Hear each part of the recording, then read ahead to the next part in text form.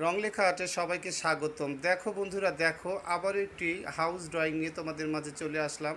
তো এইভাবে ছোট্ট সোনামণিদের জন্য খুব সহজে একটি ঘর যেন ড্রয়িং করতে পারে, সেই চেষ্টাটি চলছে রংলেখা আর্টের পক্ষ থেকে। তো দেখো এইভাবে পেন্সিল দিয়ে একের পর এক ঘরের দরজা, জানালা এবং চাল, ওপরের অংশ এটা সম্পূর্ণ করার পরে এইবার রঙগুলো নিয়ে একের পর এক রং দেওয়া হচ্ছে। দেখো বন্ধুরা, হলুদ রঙগুলো আগে দেওয়া হচ্ছে ঘরের নিচের অংশে, তারপরে উপরের অংশে আমি একটু কমলা কালার নিব, হালকা কমলা।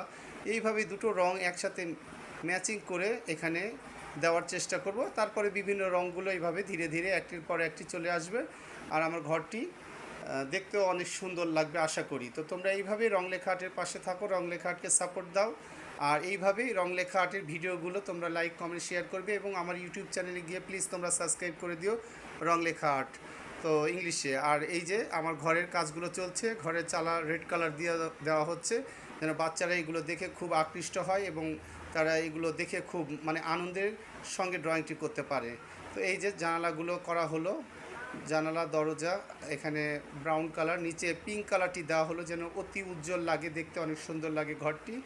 এবারে পেন্সিল দিয়ে আউটলাইনগুলো দিব একের পর এক, দিয়ে সেই জিনিসগুলো ফুটিয়ে তোলার একটা চেষ্টা চলছে রংলেখা আর্ট থেকে।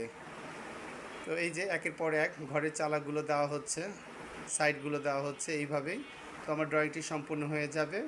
অবশ্যই এইভাবে রংলেখা আর্টকে সাপোর্ট দিবে, এটাই আমার আশা। আজকে